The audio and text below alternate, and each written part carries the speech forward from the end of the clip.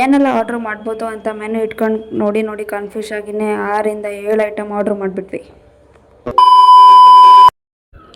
ಬರ್ರಿ ಸಂಜೆ ತಿನ್ನಕ್ಕೆ ಹೋಗೋಣ ಅಂತ ಇವ್ರು ಹೇಳಿ ಆ ಕಡೆ ಒಬ್ರು ಈ ಕಡೆ ಒಬ್ರು ನಾನೊಂದು ತೀರ ನೀನೊಂದು ತೀರ ಅಂತ ನಿಂತ್ಕೊಂಡಿದ್ರು. ಯಾಕಂದರೆ ಈ ಮೇಡಮ್ ಅವ್ರು ಬರಬೇಕಾಗಿತ್ತು, ಬಿಟ್ಟು ಬಂದುಬಿಟ್ಟಿದ್ವಿ.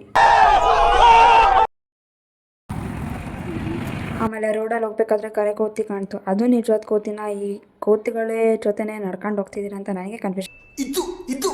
ನಡ್ಕೊಂಡು ಹೋಗೋಕ್ಕಾಗ್ದೇ ನಮ್ಮ ಸೋಮಾರಿಯಾಗಿ ಸ್ಕೂಟಿನಲ್ಲಿ ಜಸ್ಟ್ ಬಸ್ ಸ್ಟ್ಯಾಂಡಿಗೆ ಡ್ರಾಪ್ ಹಾಕ್ಸ್ಕೊಂಡು ನಮ್ಮ ಸ್ಟಮಕ್ ಬರ್ನಿಗೆ ನಾವು ಮೆಲ್ಲಕ್ಕೆ ನಡ್ಕೊಂಡು ಹೋದ್ವಿ. ಯಾಕಂದ್ರೆ ಅವಳನ್ನು ವೇಟ್ ಮಾಡ್ಸೋಕ್ಕೆ.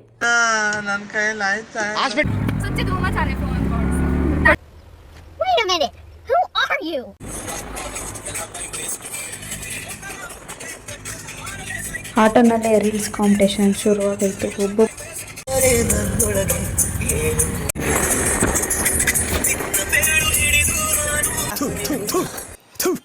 ನಾನು ಕಣ್ಣೆದ್ರಿಗೆ ಇದ್ರೆ ಶೂಟ್ ಮಾಡಿ ಸಾಯಿಸ್ಬಿಡ್ತೀನಿ. ಇರಿಟೇಷನ್ ಕಣ್ರಿ. ಸಮ್ಮನ ಟಾಪಲ್ಲಿ ದಾಟ ಮೇಲೆ ಟಾಪ್ ಮೇಲೆ ಕೂರಿಸ್ಬೇಕಂತ ಪ್ಲಾನ್ ಆಗಿದೆ. ನಿಮ್ಮನ್ನ ತಡೆದಿರುವವರು ಯಾರು?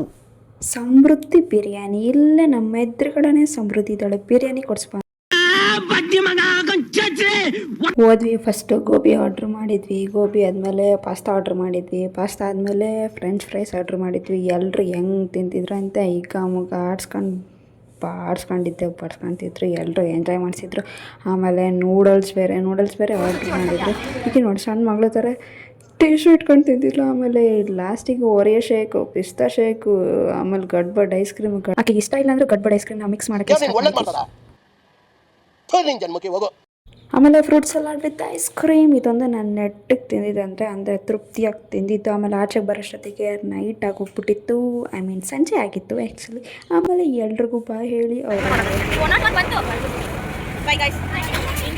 ನಾಳೆ ನೋಡೋದೇ ಇಲ್ಲ ಅನ್ನೋ ರೇಂಜಿಗೆ ಬಾಯ್ ಹೇಳ್ತಿದ್ಲು. ಬಾಯ್, ಟೇಕ್ ಕೇರ್.